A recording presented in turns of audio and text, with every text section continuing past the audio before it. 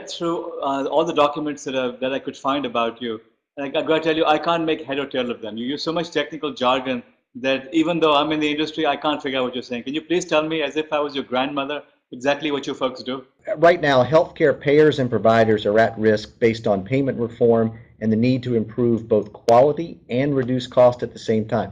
That's what we're addressing. We're taking a very specific focus on high value problems in drug utilization management Tell me and what. care Tell utilization me what you do. management. Mark, you're doing the same thing. You're throwing out all these big buzzwords. I can't figure out what you do. What exactly do you have? We help make sure that the right medications How get do you do that? issued based on clinical guidelines What do you have through that does that? Right. an online system where physicians register their use of the drug and we approve it immediately or register its use such that they can get reimbursed. It's faster to get drugs to the patient and the right medications are getting to the right patients and inappropriate medications are getting screened out. So what you do is that you have a system by which doctors register the medicines they're going to give to patients. Do you also register log how it's been used? I mean, how frequently and what the side effects have been and things like that, or what exactly do you do that? That's right. There are some cases where we're checking best practice clinical guidelines to ensure that it meets those guidelines. In other cases, it's simply a registry that ensures the doctor will get paid for it, such that the payer can actually understand how that drug is being used under what circumstances. Right. What about the legal issues there of the doctor prescribing the wrong drug? Does this create any problems as such? We are not attempting to prevent doctors from prescribing. We are attempting to register and make sure that they're in accordance with best clinical practices. So ultimately, that's a doctor decision, not a Infina Connect decision. Okay, now I understand. That was so simple. Now, moving forward, where do you expect this to go? Because I can see a scenario in which you start now getting all the quantified self data that's available. We have all of these new sensor-based devices that are available, and now being able to track the medication and the results of that. Are you moving in that direction, or what exactly are you doing with it? We are. We've had great success in North Carolina, particularly with North Carolina Medicaid for this particular solution. That's now at a point where we need to communicate that and begin to market that outside the state of North Carolina, and we're actually at that point of doing that. We're beginning to negotiate contracts with other potential Medicaid agencies and looking at even things like gain sharing, not just transaction fee processing, but also gain sharing where we take some risk to actually enable them to achieve results. Yeah, but just registering it and logging data doesn't produce any cost savings. How do you do that? I don't get it.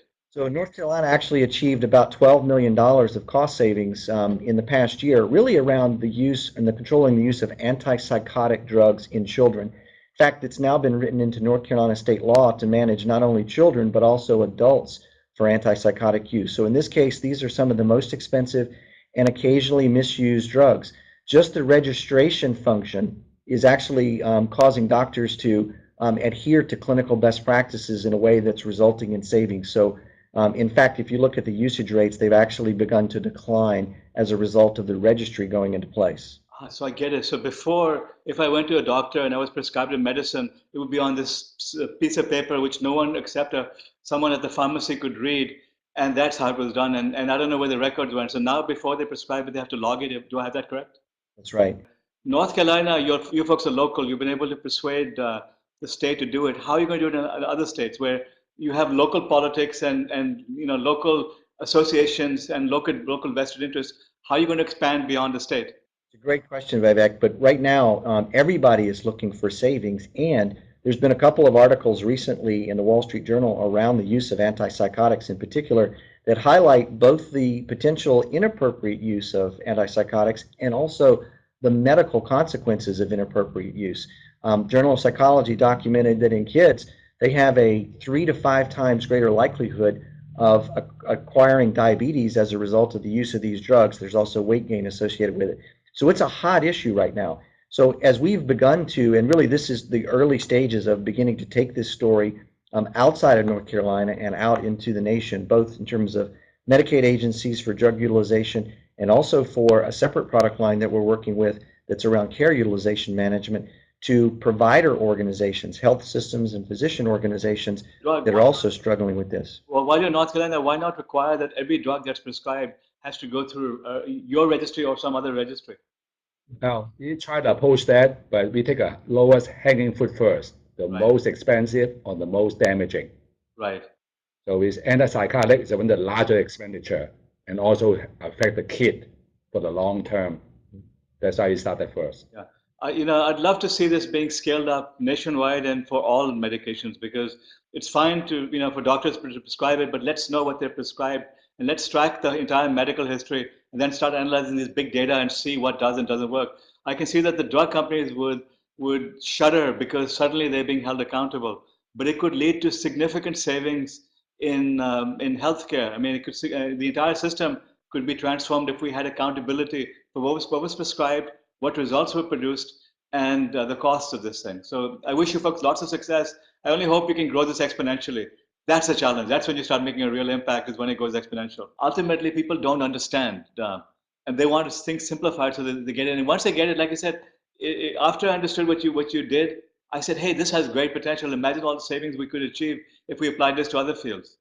You started now going to regulators and telling them about this, you'll find Yeah. that the Republicans are most supportive right now because they're on a war path against, against out of control tasks, and the Democrats are getting the kickbacks right now from the medical industry to because of Obamacare and so on. So the timing is good for you to now start educating leaders on saying, look, all you have to do is register the prescriptions and then monitor it, and that itself, just registering itself, will reduce costs by this much. Yeah, excellent. Yeah, we Right, actually have 450 drugs under our management, except that you got a very good point that we need to simplify the message a lot more.